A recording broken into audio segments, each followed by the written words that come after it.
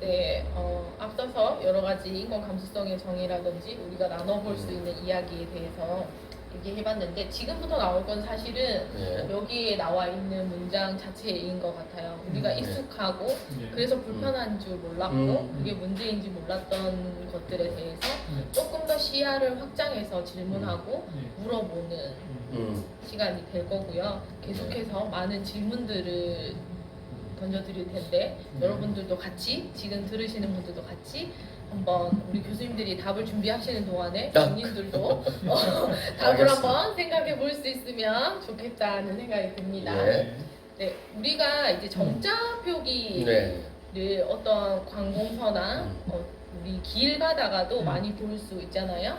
이게 정자 블럭, 네, 그런 것들 시각 장애를 위해서. 그렇죠. 네, 엘리베이터에도 있고, 네, 여러 가지 정자들을 일상생활에서 많이 보다 보니까 이제 사람들이 보통 이 정자, 이제는 시각장애인들도 가서 다 알 수 있구나 이렇게 생각하는 부분들이 있더라고요. 근데 사실은 여기 옆에 음료수 캔이 있는데요. 저게 굉장히 다양한 캔들이 있어요. 그런데 그 위에 보면 정자 표기가 되어 있거든요. 저게 뭐라고 되어 있는지 혹시 아시나요?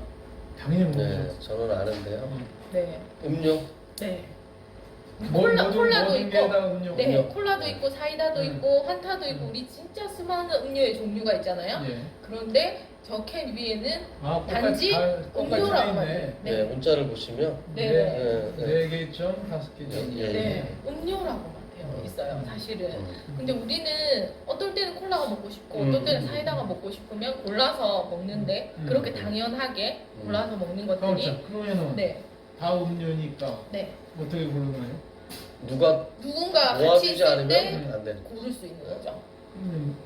의미하는 얘긴데. 네. 그렇죠. 음료로 붙여놨다. 그렇죠. 네네. 그래서 이제 저기 이제 제품을 만드는 회사나 이런 곳에 이야기를 하면 이제 재정적인 문제를 이야기를 하는 거죠. 다 음료의 이름마다 이걸 다 각기 다르게 해야 될 경우에 들어가는 자본에 대한 이야기를 하면서 그걸 확대하지 국가가 내야 되는 거 아닌가? 않는 거죠. 그쵸? 그런 부분이 좀 있는 것 같아요. 특히 음료 같은 경우에는 기호식품이라서 또 막 넓게 봐서 그럴 수도 있다라고 본다면 그 옆에 있는 거 보면 약이거든요. 약에 정자표기가 되어 있는 약이 이제 2018년 기준으로 한 80여 정도밖에 없었다고 해요. 그래서 약국에 가서 우리가 흔하게 살 수 있는 그런 약들에 표기가 안 돼 있으니까 모르는 거예요. 그게 먹는 약인지 바르는 약인지 뭐 이렇게 우리가 듣고 와도 우리는 그걸 보고 아는 거잖아요. 그러니까 표기가 되어 있지 않고 역시나 이제 이런 부분에 대해서 문제 제기를 했을 때 이제 금전적인 부분, 재정적인 부분에서 너무 뭐라고 쓰는 문제가 겁니까? 저기에는 지금 후시딘이라고 적혀 있는 거죠. 후시딘이라고 네네, 그런 식으로 펜자리라고 적혀 있고 이렇게 적혀 있는 건데 이제 저렇게 표기되어 있지 않은 게 훨씬 더 많다라는 거죠. 이 같은 경우는 표기가 되어 있는 거고. 우리 연고 같은 경우에는 약국에 가서 그냥 우리가 필요하면 뭐 후시딘 주세요, 뭐 주세요 이렇게 쓰잖아요. 그럼 시각장애인 분들 같은 경우에는 점자 표기가 안 돼 있는 것들은 나중에 사와서 섞이면 찾을 수가 없는 거예요. 그래서 고무줄로 감아서 표시를 한다든지 이제 본인들만의 표기를 만들어서 이제 진행을 하고 있었던 거죠, 사실은. 근데 우리가 자세히 보지 않으면 내가 시각장애인이 아니면 발견할 수 없는 것들, 잘 안 보이는 것들. 그래서 이제 2018년도에 서울에서 이제 처음으로 정자 스티커를 지원했거든요. 우편으로 각 가정에 배부를 했고요. 카드 같은 경우에도 우리가 신용카드 같은 경우에도 정자 표시가 되어 있지 않기 때문에 이게 무슨 카드인지 체크 카드인지 무슨 포인트 카드인지 알 수가 없는 거예요. 그래서 이제 주민등록이라든지 복지카드, 사원증, 뭐 멤버십 이런 식으로 해서 스티커로 제작을 해서 이제 우편으로 발송을 2018년도에 처음 발송을 하게 된 거죠. 이게. 그래서 그 동안에는 이제 이거를 누군가의 도움이 없이는 내가 알 수 있지 않은 것들 이렇게 다 꺼내봐야 되는 것들 이런 것들이 많이 있거든요. 그래서 진짜 저희 같은 경우는 그 명함을 점자로 해놓고 이제 말씀하신 것처럼 서울시처럼 최소한 뭐 민간 영역에서 어쩔 수 없다 손치더라도 물론 맞아요. 다 돼야 네. 되지만 공공의 영역에 있는 데는 이제 공익을 위해서 서비스를 제공하는 네. 곳이니까 이런 데는 명함이 다 점자 명함이 돼야 되는데 안 돼 있어요. 그 저희가 저희 명함을 주면 시청이나 구청에서도 이거 정말 좋아 보이네요. 그리고 감탄해하면서 자기들은 안 해. 아직은 그런 것 같아요. 그래서 네. 최소한 공공의 영역은 지금 법으로 이제 이런 그 장애인 차별금지법이 네. 시행된 지가 지금 한 6년 이렇게 되는데 그런 부분은 그 공공기관은 반드시 좀 할 수 있게 좀 네. 해야 되지 않을까 이런 생각이 좀 드네요. 국가적 차원에서 진행이 돼야지만 좀 그러니까. 강하게 진행을 해야지만 이게 진행이 될 수 있는 부분인 것 같아요. 그래서 과거에 이제 전에 보면 그 술 종류도 그렇게 표기가 됐다 하더라고요. 그냥 소주, 맥주 정도만 되고 우리는 이제 술을 시킬 때 뭐를 E3를 시킨다든지 뭐 이렇게 다른 종류의 그거를 하는데 그게 없고 아유 그냥 술이야 뭐 아무 술이나 다 맛있어 하니까. 아 그런 건가요? 한국 술은 그 맛의 차이가 별로 없지 않습니까? 교수님 어떠세요? 술을 별로 안 네. 좋아해요. 넘어갈게요. 네. 그래서 우리가 조금 더 나와 관계가 없다고 생각하는 분야에서도 아는 만큼 보이는 게 사실은 있는 것 같아요. 그래서 조금 관심을 기울여 주시면 좋을 것 같다는 생각을 해서 가지고 왔고요. 이거 같은 경우에는 두 가지 프로그램이거든요. 자, 드디어 질문이 시작됩니다. 아하. 두 가지 프로그램, 각기 다른 프로그램이에요. 근데 큰 맥락은, 그 진행되는 맥락은 같은 거고요. 그러니까 결혼 이주에서 오신 분들이 한국에 어떻게 정착해서 살고 있는가 하는 부분들을 조금 이야기하는 프로그램인데 이게 메인 화면이에요. 각 네. 프로그램의 메인 화면인데 혹시 두 프로그램 중에 보신 거 있으신가요? 안타깝게 없네요. 자 그러면 그림만 보고 네 그림만 보고 이건 조금 이상하다고 생각되어지는 부분들을 여러분들도 함께 찾아보시면 좋을 것 같아요. 저건 왜 그렇지? 라고 그림만 하는 보면 거. 뭐 네. 한국에 사는 건 행복하게 사는 것 같고 고부 열정은 좀 피곤하게 사는 것 같은데. 피곤하게 사는 것 같고. 네. 혹시 맞네요.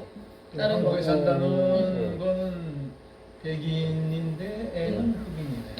이거는 제가 교회 가서 물어보면 그 중고등학생들이 가장 먼저 이게서 이상하다고 생각되는 점 찾아보세요라고 하면 백인과 한인이 결혼했는데 흑인이 나왔어요라고 얘기하는데 네. 말씀하신 것처럼 왼쪽 한국에 산다는 네.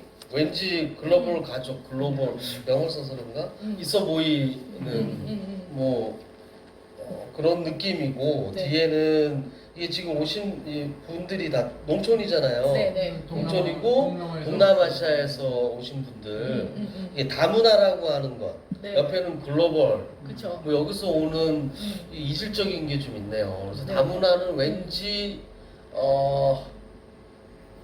좀 이 존재 자체를 약간은 이 폄하하는 듯한 그런 느낌이 좀 많이 나네. 네, 출연진부터 네. 보통 차이가 그러니까, 있고요. 네. 글로벌 가족 정착기 네. 한국에 산다 같은 경우에 출연진들 우리가 소위 얘기하는 선진국에서 결혼 이주해서 오신 분들이 많이 출연을 하고요. 다문화 구구열전에서는 우리가 말하는 후진국이라고 말하는 국가에서 온 분들이 대다수 혹시 출연을 하시는 거죠. 첫 번째 경우에는 시어머니는 안 계신가 할까요? 아하. 아니 시어머니 계신 나와요.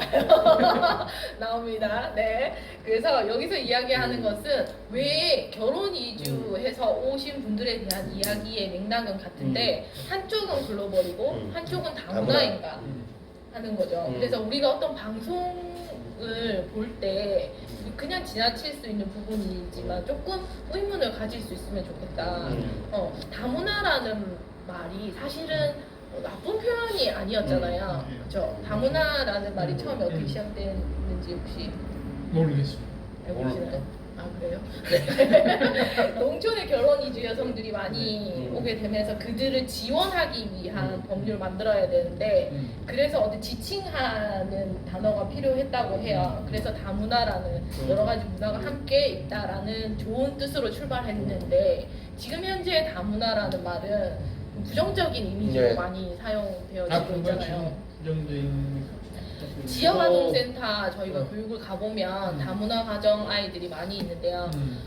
실제로 어떤 예를 들어보면 그 선생님이 교실에서 종례를 하면서 마치면서 야 다문화 너는 잠깐 남고 가 라고 한다든지. 근데 그런 것들이 너무 이제 부정적인 이미지가 쌓이고 그런 것들이 소비되다 보니까 아이들 자신들이 스스로도 서로를 비하하는 용어로 다문화를 쓰고 있는 거예요. 그 원래의 뜻과는 별개로 그냥 본인들이. 그러면 여기서 질문. 네. 글로벌 가족의 경우에는 지역 아동센터에 안 갑니까? 글로벌과 다문화의 이제 그거를 경계를 생각해 봐야 되는 거죠, 사실은. 글로벌 가족에서 애가 낳았다. 그 애는 다문화 센터에 안 갔냐? 다문화 센터? 여기 좀 돈이 쓸모한 것도 들더라고. 그쵸. 돈이 없어서 가야 될 것 같아요. 그런 거 혹시 경제 문제는 없나요? 지역아동센터는 있죠.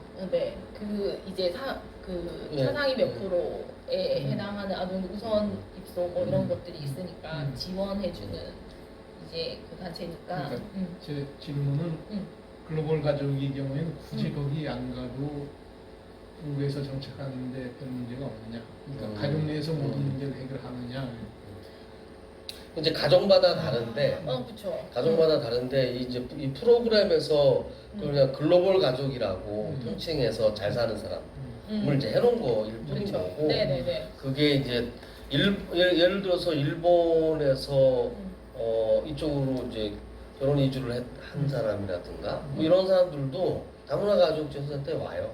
그렇죠. 네, 오긴 하는데 대부분 다문화 가족 지원센터를 많이 오시는 데는 이제 동남아시아 쪽.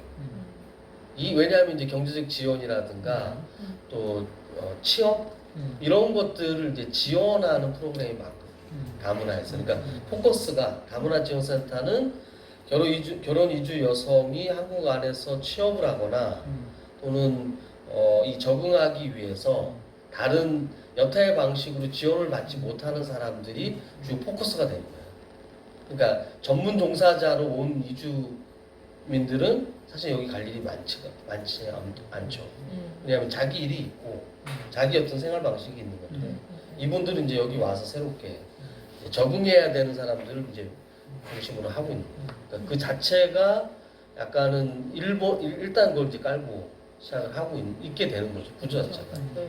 그래서 이 프로그램에 이 사는 방식을 찍는 것도 좀 다르게 찍는데요. 그 글로벌 가족 한국에 산다 같은 경우에는 그냥 진짜로 살아가는 소소하게 우리 일상 안에서 뭐 이런 것들에 대한 거 서로의 문화를 교류하면서 받아들일 건 받아들이고 약간 그런 충돌이 있긴 하지만 그 안에서 좀 약간 슬기롭게 해결해 나가는 그런 모습이라면 다문화가 이제 고부열정 같은 경우에는 이제 나오는 화면에서 보듯이 이제 시어머니하고 고부 간의 관계를 이제 중점적으로 나오게 되잖아요. 그러면 이제 시어머니 같은 경우에는 한국에 시집 왔으니까 한국 문화를 무조건 수용하게 하는. 그래서 그것을 수용하지 못하면 이제 잘못된, 너 잘 못하는 이런 식으로 비추게 되는 거예요. 그래서 그렇게 강요하는 것이 잘못된 것임에도 불구하고 그거를 그대로 비추고 그 안에서 며느리가 나중에는 수용을 하게 되는 거예요. 그 이제 갈등을 극복하는 과정 안에서 그래서 어머니가 막 나한테 이렇게 하는 게 나쁜 뜻으로 한 게 아니고 막 하면서 오해를 이렇게 풀어가는 이제 앵글 자체가 좀 다르게 나오더라고요. 고부열정은 비판을 많이 받겠는데. 그런 방송 내용에 대해서. 그런데 그 내용 안에서 의외로 사람들이 그거에 대해서 뭐 크게 문제 의식을 가진다든지 저거 왜 저렇게 해? 라고 보는 게 아니고 되게 그 다문화 고부열정 같은 게 EBS에서 방송하거든요. EBS에서 방송하고 되게 시청하기 좋은 시간대에 방송을 해요. 그래서 저녁 먹고 나서 이렇게 보면은 볼 수 있는. 그래서 우리가 EBS에서 나오는 방송 프로그램 같은 경우에 굉장히 안전하다고 생각하는 경향들이 있잖아요. 교육방송이라는. 근데 그 안에서 방송을 하는데도 불구하고 크게 어떤 문제의식이나 왜 다문화 가정이지? 라든지 뭐 이런 것들이 거의 없더라고요. 글로벌의 경우는 어디서 합니까?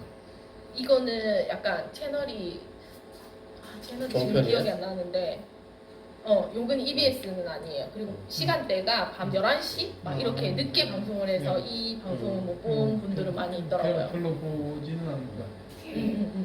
그래서 제가 다문화 부부열전 되게 재밌게 많이 봤었거든요. 되게 재밌다. 갈등이 있고 그게 해소되는 과정이 나오는 거니까 재밌다라고 봤는데 나중에 지나고 보니까 좀 이상한 거예요. 그래서 우리 방송 프로그램 안에서 이게 아무렇지도 않게 넘어가지는 거는 이제 우리도 모르는 사이에 그게 내면화되는 것들이 있으니까 그거를 차이를 한번 이야기해보겠습니다.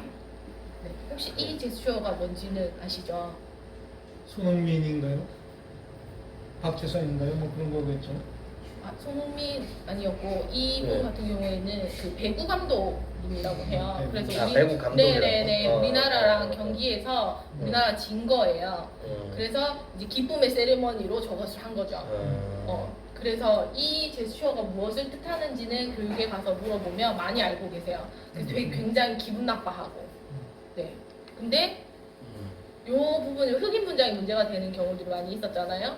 그런데 왜 이 흑인 분장하는 거는 크게 이제 그래 뭐 인종차별이지 뭐 이렇게 생각하시지만 어떤 극으로서 생각했을 때는 그냥 재미로 웃으면서 이렇게 이거는 개그니까 옛날에 그런 말 있었잖아요. 개그는 개그일 뿐 하지 말자 뭐 하는 그런 게 있었잖아요.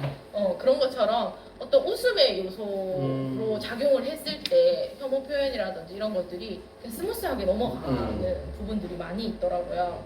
그래서 사실은 인권 감수성에서 이야기하는 것은 이 두 가지 모두가 같은 느낌으로 어떤 내면의 분노가 일어야 되는 거 아닌가 그런 그래서 생각이 우리가 들더라고요. 인권 얘기할 때 항상 하는 얘기는 그 생리적인 거, 타고난 것을 가지고 희화하지 말라는 거예요. 그렇죠. 네. 흑인이라는 생리적인 거, 흑인이 생리적인 걸 가지고 희화화해서는 안 돼요. 또 희화하지 않는 게 원칙이고. 그러니까 우리 행위, 구체적인 우리 행동에 문제가 있다는 건 뭐 문제 삼을 수도 있고 놀림의 대상이 될 수도 있는데 타고난 것을 가지고 저렇게 흑인 문장을 시킨다든가 그렇죠. 눈을 찢는다든가. 근데 이제 홍현희 개그우먼인데 이 분장이 나왔을 때 샘 힐밍턴이라는 방송인이 그걸 가지고 이제 어떻게 지금 이 시대에 이런 행동을 할 수 있냐, 개그로 사용할 수 있냐라는 글을 올렸을 때 되게 찬반 논쟁이 진짜 팽팽했었거든요. 이건 개그인데 왜 그렇게 하냐, 너무 오버하는 거 아니냐, 막 이런 식으로 많이 붙었었어요. 근데 그 다음에 이제 제가 인상적이었던 거 그런 말들에 대해서 샘 힐밍턴이 다시 다른 게 분장 자체가 문제 아니라고 했는데 만약에 내가 한국인을 흉내 내려고 이렇게 분장을 했으면 그거 문제 아니라고 할 수 있냐 이제 이렇게 얘기했었거든요. 그래서 우리는 흑인 분장을 웃으면서 볼 수 있는데 이렇게 눈을 찢는 동양인을 비하하는 제스처는 되게 기분 나쁘게 보는 그런 이중적인 모습이 있다라는 우리가 인식하지 못하는 내가 나빠서 그것들을 그렇게 주장하는 사람들이 나빠서 이야기하는 것이 아니라 인지 자체를 못하는 그런 부분들이 많이 있는 거죠. 그래서 방송이 그래서 좀 중요한 것 같아요. 여기 보이실지 모르겠는데 보이시나요? 여기 안의 맛이라는 방송에서 요즘에 자막을 굉장히 많이 활용하잖아요. 방송 안에서. 그런데 정말 이거 어떻게 이런 생각을 했지 하는 자막들이 막 있거든요. 그것들을 좀 모아봤는데요. 여기에 송가인 아버지예요. 네, 그래서 뭐 이렇게 송가인이 와서 음식 장만을 하고 있는데 이제 저기 자막에 보면 네모 빨간 네모에 보면 전라디언이라는 말이 있어요. 전라디언 들어보셨나요? 아니요, 처음 들어요. 일베 사이트에서 전라도 사람들을 비하하는 표현으로 사용하는 전라디언이라고 경상디언 이렇게 쓰는 경상도는 안 할 것 같아요. 그렇죠. 그래서 저도 전라디언이라는 말이 뭐지? 하고 이렇게 찾아봤더니 그게 일베 안에서 이제 조금 그 전라도 사람들 비하하는 용어를 쓰는 거를 방송 자막에서 그냥 영화 없이 사용이 되어지고 있는 거죠. 그리고 혹시 이 문장을 보면 생각나는 거 있으신가요? 탁 찍으니 하고 사례가 들렸다. 이건 뭐 옛날 탁치니 박형철. 네. 그래서 이 자막이 나갔고요. 이 자막을 본 사람들이 어떻게 한 사람이 죽은 사건이고 굉장히 중요한 사건을 이렇게 자막으로 생각이 날 수 있게끔 쓸 수가 있냐라는 질문에 SBS에서 답을 한 게 풍자의 의미로 사용했다 라고 대답을 했거든요. 근데 그 사건을 풍자의 의미로 사용하기에는 좀 그 감수성이 너무 부족한 거 아닌가. 그쵸? 그거를 이제 오히려 변명이라고 내놓은 게 이제 그렇게 얘기를 하니까 더 이제 분노가 일어나는 거죠. 그런 감수성 정도도 없이 어떻게. 그래서 자막이 많이 활용되고 있는데 그 자막들이 이 아이들이 보거나 우리가 이렇게 봤을 때 그냥 그 장면 자체가 재밌으면 그냥 이렇게 하고 넘어가는 건데 그런 것들이 그 안에서 그냥 다 외면화되는 예능의 생명은 자막이었는데 그쵸? 자막이 없으면 이게 그쵸? 재밌는데 그 자막을 넣으시는 분들이 감수성이 굉장히 중요한 거죠. 근데 이건 뜻은 뭡니까? 뭘 탁치니 그러니까 이게 그 런닝맨 예전에 촬영했던 거에 대한 이야기를 하면서 이 출연진들이 한 얘기가 아니고 그래서 그런 그 게임을 어떻게 진행했다 하는 걸 설명하는데 자막으로 이거를 넣은 거예요. 그냥 출연진들이 한 얘기는 아니고. 그래서 이 자막을 입히는 사람들, 작가, 또 이제 이걸 편집하는 PD 이런 사람들이 사실 좀 그런 감성이 좀 있어야겠죠. 그래서 그런 거는 이게 이 공공성이 많은 거니까 전파라고 하는 것은 이런 부분을 어떻게 이렇게 잘 모니터링 할 건가 되게 중요할 것 같은데 그런 거 보면 방송통신위원회라든가 이런 데가 좀 자기 역할을 제대로 못하는 게 우리가 뭐 그런 것 같아요. 얘기하기는 어렵지만은 위원들 자신이 인권감수성이 안 훌륭하니까. 그러니까 예를 들어서 종편 얘기가 많이 나오니까 뭐 그 대표로 최근에 이제 채널 A 문제만 해도 사실 그런 것은 뭐 여론을 완전히 호도하고 의도적으로 정치적 의도가 너무나 명백한 거임에도 불구하고 제어해내지 못하는 거예요. 이런 게 이제 그냥 넘어가기 시작하면 그런 시청률과 이런 거에 막 쫓아서 사실을 왜곡하거나 여론을 오히려 반대 여론을 만들거나 왜곡하는 경향들이 생기잖아요. 이런 부분도 사실은 전라디언이라든가 이런 부분이 그냥 우스갯소리를 할 수 있는 것과 그렇지 않은 것들이 있는데 그런 일부 아주 우경화되어 있는 사이트에서 소통되는 단어들을 무비판적으로 갖고 오는 것 이런 거에 대해서 자체 검열을 자체적으로 이게 모니터링을 할 수 없는 시스템이라면 자꾸 이렇게 실수로 넘길 수 있는 문제냐 저는 그렇지 않다라는 거죠. 그래서 지금 마지막에 나와 있는 사진 이거는 가장 최근의 것인데요. 동물농장이라고 하는 프로그램인데 이 아이들도 많이 노는 프로그램이거든요.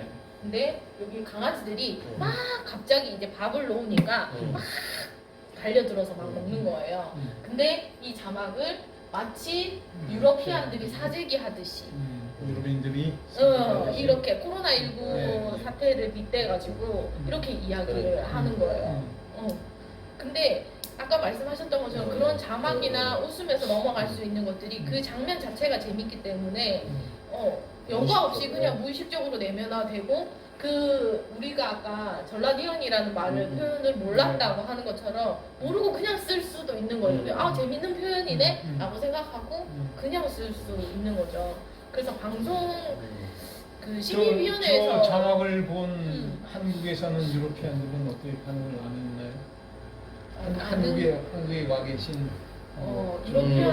유럽인들의 반응까지는 잘 모르겠고 한글로 쓰여 있어요. 모르고 넘어가는 걸로. 이렇게 보면은 아까 방송통신위원회 얘기를 했는데 약간 기다리는 것 같은 거예요. 그래서 지금 이 세 가지의 예로 나왔던 게 다 방송통신위원회에서 먼저 제재를 가한 게 아니고 여론의 비판이 일어나고 나서 부르는 거죠. 그렇죠. 이렇게 되는 거죠. 그래서 여론은 어떻게 저런 표현 쓸 수 있어? 라고 막 인터넷에서 막 이렇게 항의글을 올리고 막 이렇게 하니까 아 저거 문제가 되네. 근데 만약에 그런 것들이 올라가지 않고 그냥 진행된다. 그냥 우리가 넘어간다면 다 그냥 넘어간다면 그냥 그렇게 넘어가는 거가 되겠죠. 우리가 문제 제기를 하지 않으면. 그래서 그런 것들에 대해서도 우리가 EBS는 진짜 교육방송인데 이거는 아이들이 보는 프로인데 괜찮겠지 하고 보는 것들 안에서도 발견되어져야 하는 것들이 있는 거죠. 겨울왕국 2 보셨나요 혹시? 맞습니다. 오, 네, 1은 보셨나요? 맞습니다. 오, 저는 2는 못 봤고 1만 봤는데요. 겨울왕국 2가 나왔을 때 되게 굉장히 논란이 됐던 부분들이 있잖아요.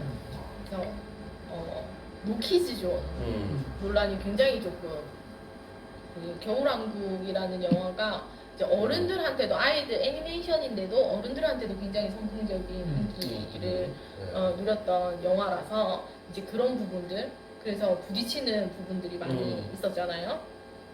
그래서 설문조사를 한 거예요. 그래서 이제 그런 논란이 막 되고 하니까 이제 설문조사를 했는데 79%가 방해를 받았다. 아이들로 인해서 방해를 받았다. 아니 원래 애들하고 보면 당연히 그런 그렇죠. 그렇죠. 네. 근데 이제 다르게 생각하시는 분들이 계신 거죠. 그래서 이제 노키즈존 상영관을 만드는 것에 대해서 62%가 긍정적으로 대답을 한 거죠. 노키즈존을 만들 필요가 있다. 이거 어디서 이거 그 설문조사란 거예요? 어딘가에서. 여기네 아주경제. 어딘가. 아주경제에서 네. 있네요. 그래서 그 논란이 네. 처음에 어떻게 됐냐면 어떤 분이 영화를 보고 왔는데 아이들과 같이 보는 시간대에 보셨나 봐요. 그래서 자기의 페이스북에 글을 올린 거죠. 그래서 나도 내 돈 내고 보는데 너무 제대로 보지 못했다. 내가 즐기지 못했다. 애들을 뭐 이렇게 간수하지 못할 거면 뭐 이렇게 안 나와야 되는 거 아니냐 뭐 이런 식으로 올리고 그 밑에 댓글들로 이제 싸움 시작된 거예요. 노키즈존을 도입해야 된다. 아니 애들이 다 원래 떠드는 거지. 뭐 그걸 이해를 못하냐 막 이런 식으로 얘기가 됐던 거예요. 그래서 이제 논란도 많이 되고 이야기도 많이 됐었는데 저는 개인적으로 이렇게 논란이 되는 걸 보면서 이제 우리가 인권이라고 하는 부분에 권리라고 하는 부분에 대해서 충돌되는 지점들이 생기게 되잖아요. 그런 것들이 생겼을 때 우리가 너무나도 쉽게 어떤 한쪽을 배제한다거나 한쪽을 못하게 한다거나 하는 쪽으로 너무 쉽게 가는 건 아닌가 이런 생각이 좀 들더라고요. 그래서 사실은 요 기사 다음에 나왔던 제가 지금 정확하게 기억은 안 나는데 그 기사에서 어디 지역이 기억이 안 나는데 그 지역에서는 영화관에서 이 논란이 있기 전부터 키즈존을 만든 거예요. 키즈존은? 네, 어른들이 못 들어가고 아이들이 갈 수 있는 존을 만든 거죠. 그렇게 해서 이미 시행하고 있는 영화관이 있다라는 기사를 이 논란이 되고 나서 이제 그런 기사가 뜬 거예요.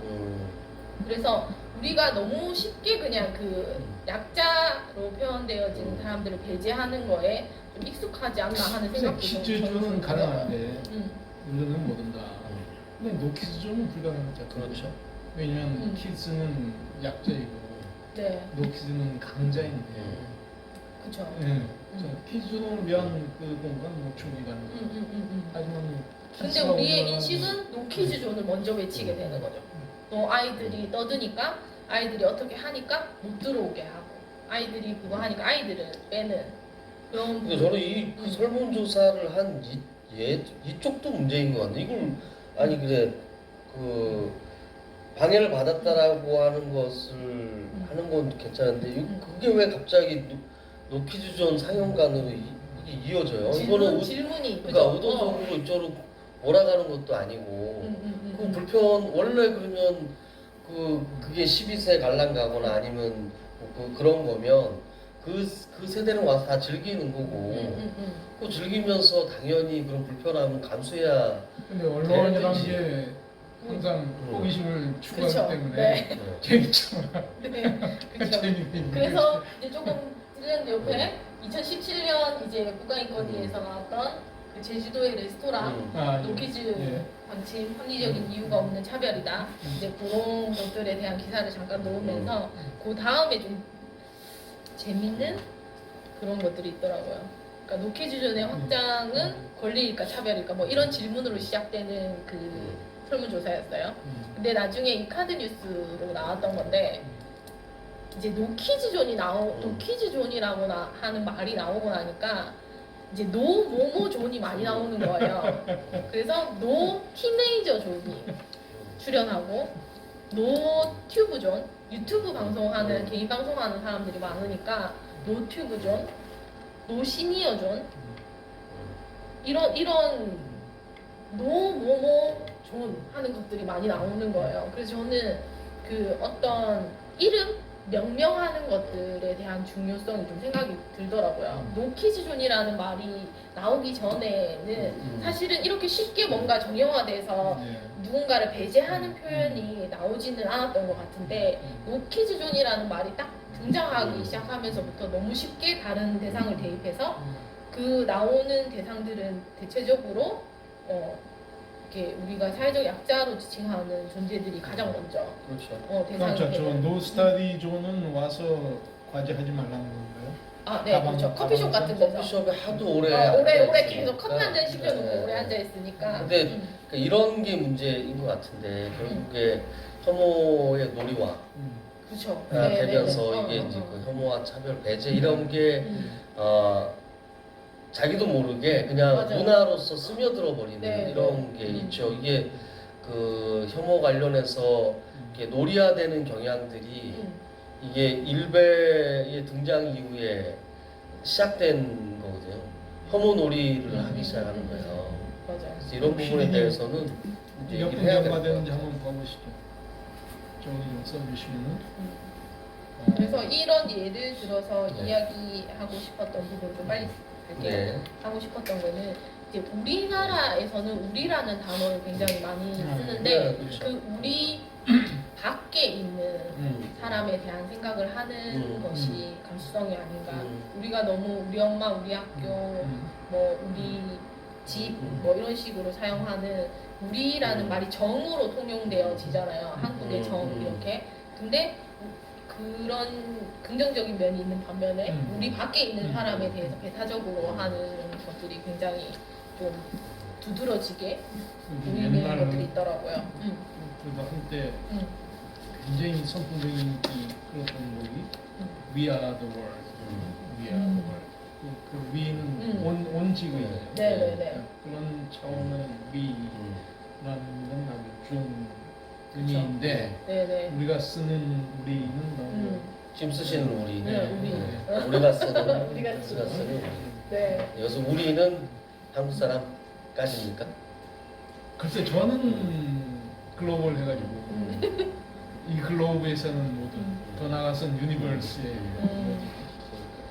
이게 이제 이런 그 배타적으로 등장을 하잖아요. 우리라고 하는 단어를 쓰면서 나타나는 경향이 배타성을 또 기본적인 전제를 하고 있어서 그래서 그런 문화 이게 언어도 문화니까 이 문화에서 당연하게 써왔던 부분이 지금 그 용도가 어떠한가를 잘 보고 그런 부분을 뭐 급격하게 그것을 보고 사용하지 말자.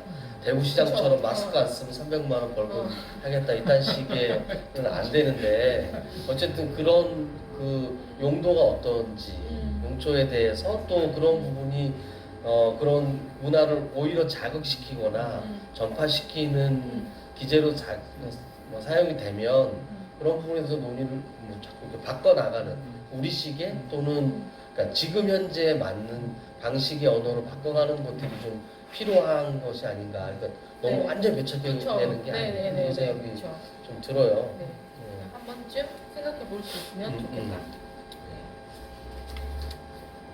그리고 이제 요거는 간단한 예로 그냥 한 건데 황당한 사건들에 대한 이야기.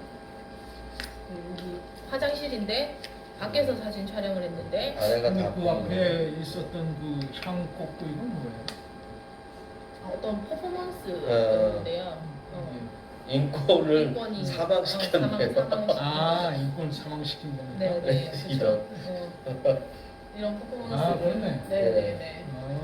아이 그렇죠. 참. 그래서 인권이 의식이 우리가 낮을 때 이런 일들이 지금 현재 우리가 살아가는 이 21세기에도 일어나고 있다. 그래서 그렇죠. 그 다음에는 이런 건 없어진 거죠. 근데 이게 계속 발견되어지고 그렇죠. 있는 걸로 알고 있어요. 네. 네네. 그래서 문제가 되면은 지금 두 개의 화장실이 네. 다른 화장실이거든요. 그렇죠. 문제가 되면 시트지를 붙인다든지 후속 조치를 하는 거고 문제가 되지 않으면 그냥 유지되고 있는 이제 이런 식으로 해서 저게 이제 그 온수역 네, 네, 네. 뭐 대표적인 건데 네네. 그래서 이제 인권 의식이 낮으면 일어날 수 있는 일 이렇게 써놨는데 그러니까 이게 물론 이제 이런 것들이 다 선의로 하는 거잖아요. 그러니까 다 좋은 의미로 하는 건데 네. 그래서 인권 감수성이 인권적인 그 이런 기준들을 잠깐만. 적용하지 않으면 근데 문제가 음. 된다는 거죠. 학생들이 이 네. 개념을 정확히 모를 수도 있어서 일단 요 시설에 대한 설명을 하고 그다음에 얘기를 계속하는 게 좋을 것 그러니까 이게 시설 보면 장애인 화장실인데 안에가 다 비치는 시설들인 거죠. 그러니까 왜 비치게 그 했느냐. 안에서 장애인들한테 어떤 뭐 사건이 일어나거나 도움이 필요한 상황이 연출될 때 빨리 가서 도움을 주기 위한 어떤 선의의 선의. 행위죠. 근데 어쨌든 그럼에도 불구하고 그러면 그 장애인들은 자기 어떤 화장실이라고 하는 것이 내밀한 공간이잖아요. 남한테 이렇게 비춰져서 별 문제가 아닌데 다른 방식을 선택할 수도 있죠.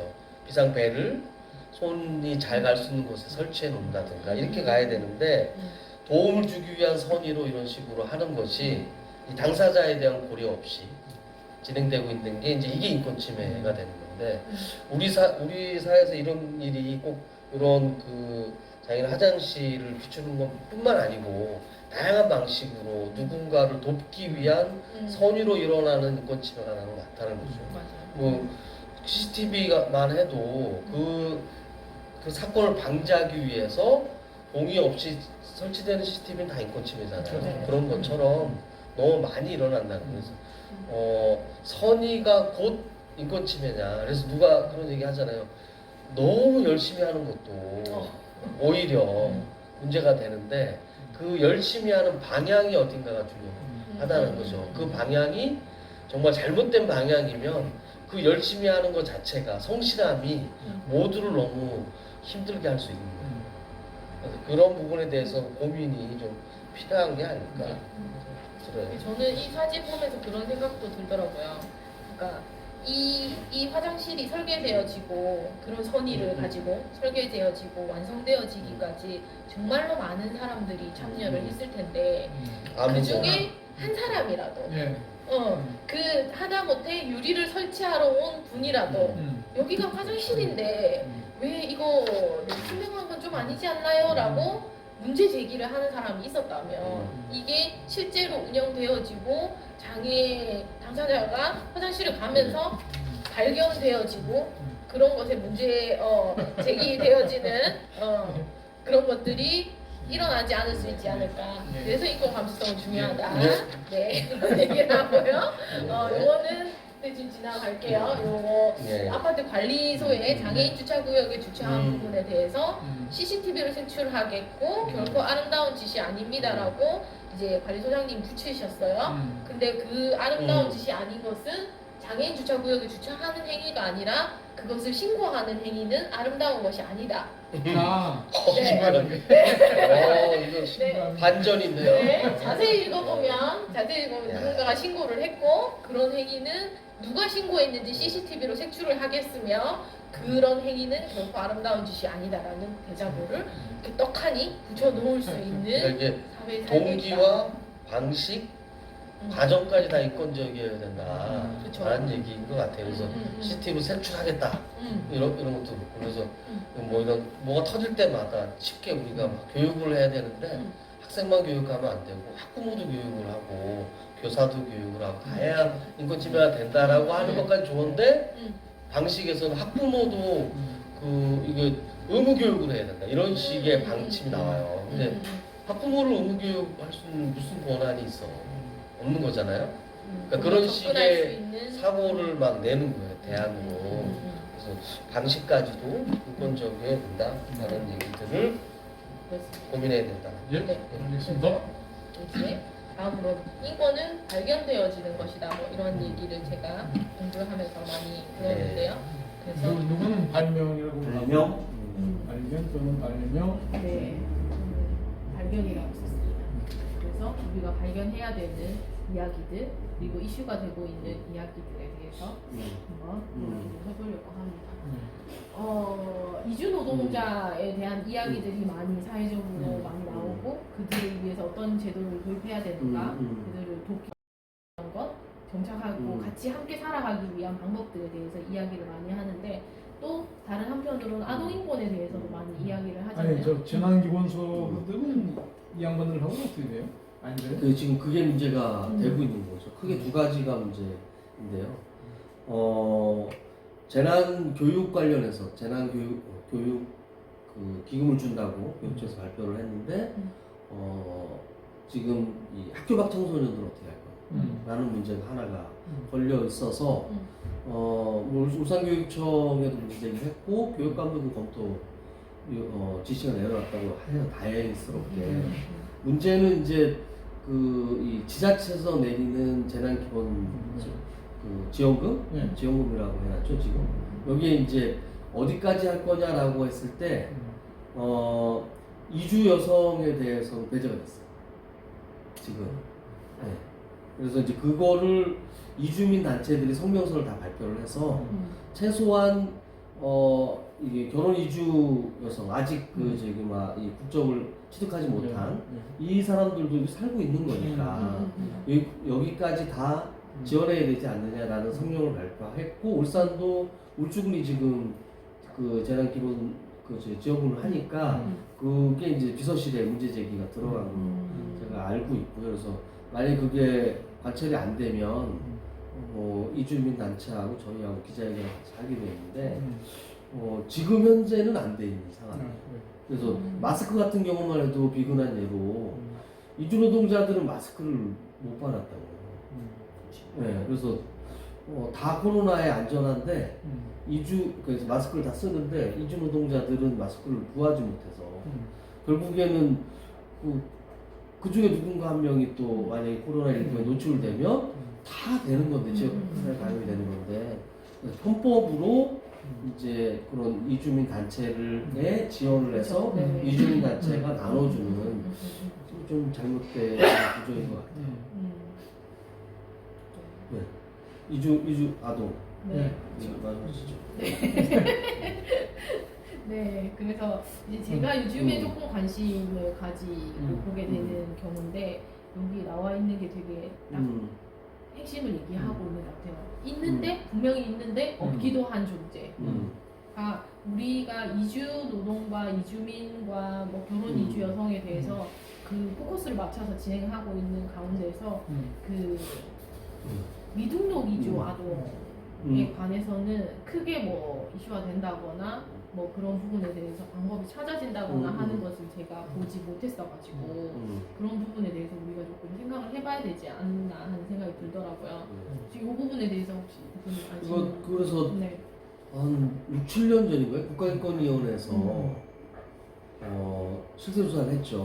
그래서 미등록 아동의 교육권 관련한 문제를 점검을 했는데 미취학 아동이 많았어요. 되게 많았어요. 그래서 그게 인권위에서 권고를 하고 최소한 미등록 이주 아동이라도 일단은 학교에 이제 갈 수 있게 해야 된다라는 권고를 해서 좀 반영이 좀 되기도 했고 문제는 그래서 할 수 있는 게 초등학교 정도인 거죠. 그 다음에 이제 그래서 미등록 이주 아동 같은 경우는 뭐 지난번에 우리 토론회 때 얘기했었지만 뭐 20년 동안 이 땅에 살고 있는데 이들한테는 어떤 그 권한도 없는 거예요. 그냥 부모가 미등록이기 때문에 그 아동은 초등학교까지 교육을 받아도 그 다음에 뭐 할 수 있는 게 자격증을 취득할 수도 없지. 운전면허증도 딸 수 없죠. 왜냐면 여기 그게 없으니까 적이 없으니까. 그러니까 여기 있는 것처럼 같이 사는데 없는 사람이 되는 거예요. 그리고 언제든지 단속에 위험에 노출돼서 항상 긴장하고 살고 있는 거죠. 안정적인 삶을 그렇죠. 아니에요. 저희가 시간은 없고 네. 슬라이드 많고 해서 네. 어떻게 그냥 쭉 읽을까요? 이제 네. 뒤에 거는 네. 이제 금방 지나갈 수 있는 거라서 이 부분은 이제 제가 조금 사회적으로 관심을 아니 그 가져주면 좋겠다 알바트로스는 하는 금방 못 지나갈 것 같은데. 금방 지나가 봐요. 네. 그리고 요즘에 가장 또 핫한 이슈로 이야기되어지고 있는 이권 이슈가 이제 환경권에 예. 대한 이야기잖아요. 예. 그래서 알바트로스라는 이제 영화. 네 영화를 여러분들도 꼭 찾아서 보실 수 있으면 보시면 좋을 것 같아요. 여기 안내되어 있는 이 홈페이지에 들어가면 네. 볼 수 있는 건가요? 영화를? 이게 공짜입니까? 돈 내야 됩니까? 돈 내야 되는 걸로 알고 있습니다. 아, 돈을 내야 되는 걸로 알고 있습니다. 그래서 알바트로스라는 이제 이 새. 네, 새에 대한 영화를 보면서 조금 진짜 환경이 진짜 중요하구나 하는 걸 느꼈던 것 같아요. 그 상영회에서 보면서 그래서 여러분들도 이 이야기를 볼 수 있으면 좋겠다로 넘어가도록 하겠습니다. 네. 환경 인간이 저지르고 있는 이런 일들로 인해서 내가 왜 죽는지도 모르고 죽어가는 네. 새들이 있다. 네. 네, 라는 것들을 조금 생각해 볼 수 있으면 좋겠고 네. 또 이제 많이 우리 아동 청소년들을 이야기할 때 되게 뭔가 미성숙한 존재라는 이야기들을 많이 하는데 최근에 이렇게 보면은 오히려 이들이 더 깨어있고 네. 더 절실하게 느끼는구나 하는 것들이 생각이 들어요. 그래서 여기 뉴스 타이틀처럼 어른들에게 미래를 못 맡기겠다.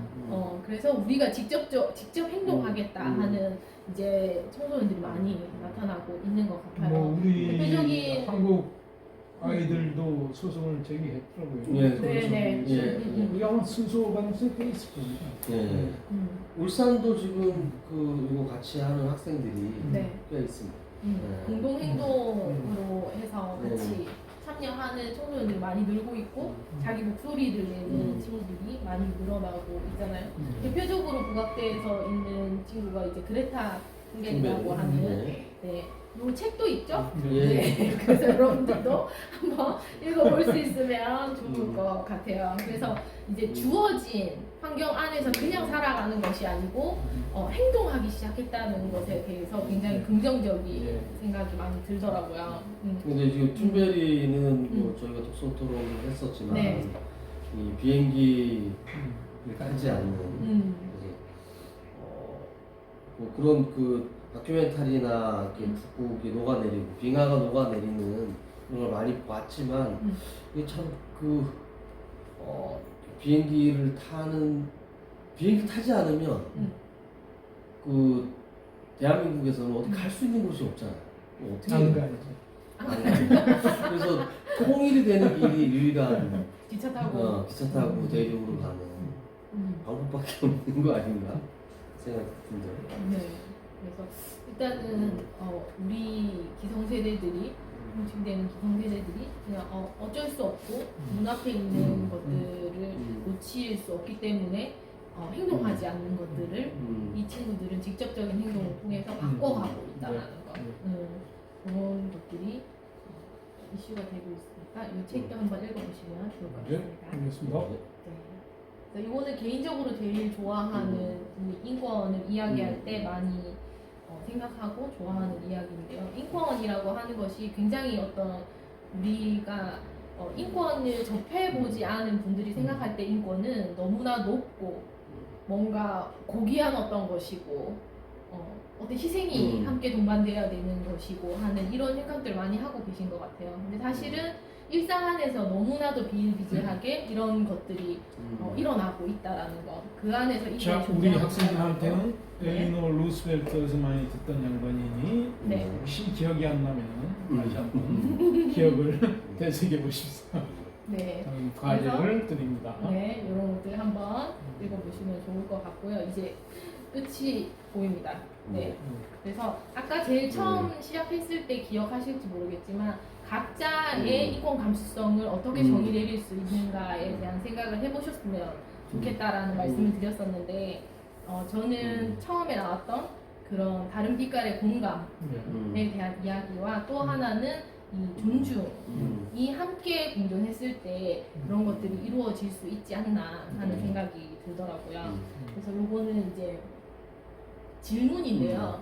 이 질문은 정말로 의외로 조금 제가 의도했던 것과 다른 답을 많이 하시는 질문들이거든요.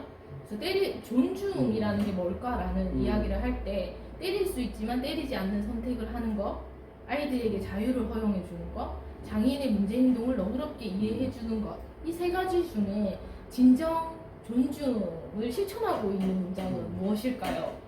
라고 질문을 했을 때 조금 이게 존중이라는 게 들어가 있는 문장은 뭘까라고 얘기했을 때 어떤 게 많이 나올까요? 2번이 많이 나오겠죠. 아이들에게 자유를 허용해 주는 것. 초이스니까. 1번과 2번이 많이 나오는데요. 아, 그래요. 네네. 아이들에게 자유를 허용해 주는 것과 때릴 수 있지만 때리지 않는 선택을 하는 것이 상대를 진정 존중하는 문장이라고 이야기하는 사람들이 많이 존중과 다 관계없는 글인 것 같은데. 네. 그쵸. 네.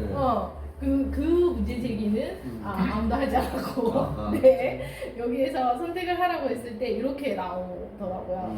그래서 여기에서 이야기하고 싶은 이 질문들을 통해서 이야기하고 싶은 것은 기울어진 공정성에 대한 이야기를 하고 싶어요. 누구한테나 제가 처음 보통 감수성 이제 교육을 할 때 질문을 하는데 여러분들은 차별주의자이신가요? 라는 질문을 하는데 제가 이 질문을 했을 때 그럴지도 모르겠어요 라고 대답했던 거는 작년에 울산대 이제 교육 갔을 때 학생 한 명이 있었어요. 그렇죠. 누군지 알겠어요. 네, 그리고 있었어요. 네, 그분이 난 아니라고 생각하지만 내가 모르는 사이에 그런 것들을 행하고 있을지 모른다라는 대답을 한 학생 한 명이었거든요. 그래서 우리가 인권 감수성을 이야기하고 인권을 이야기할 때 나는 누군가의 인권을 침해하고 있지 않고 나는 누군가를 차별하고 있지 않고 나는 나와는 해당 사항이 없는 이야기라고 생각하는 분들이 많이 있는 것 같아요. 근데 아까 앞에 질문 3개가 이 질문들이 완성되어지려면 이 질문들을 할 수 있는 사람들은 그 관계 안에서 권력을 가지고 있는 사람들이 할 수 있는 대사거든요. 그렇죠. 문제거든요.